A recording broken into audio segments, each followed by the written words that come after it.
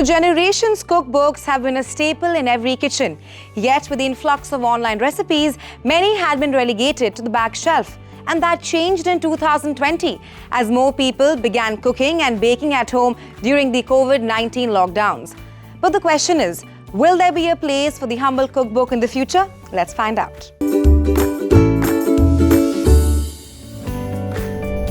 Like many elements of life that may seem to have a common place, the cookbook at one time was a privilege for the wealthiest and the richest, a demarcating line between the middle class and the poor.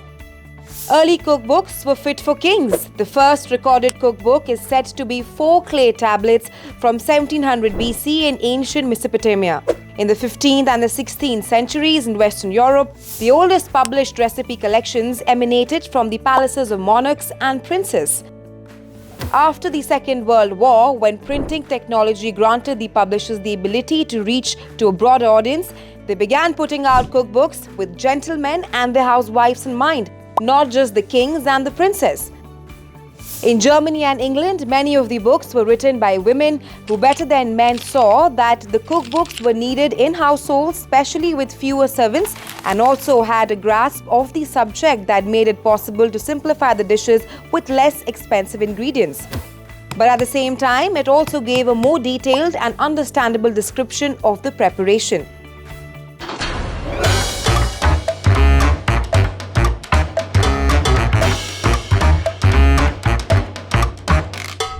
Now, during the 19th century, literacy rates shot up, particularly in the North and Western Europe and the United States. And these areas were where larger sections of the population gradually reached an income level at which better food was affordable. This created new opportunities for the book industry. In the beginning of the 20th century, there were very few cookbooks that specified which social groups they were meant for. For example, Catholics had cookbooks with fasting dishes, Jews with rules for kosher dishes, and vegetarians with recipes for meatless dishes. The production of cookbooks increased during the second half of the 20th century, an era of unprecedented food abundance. Cooking instruction began to appear on televisions, bringing new ideas to a broader part of the population.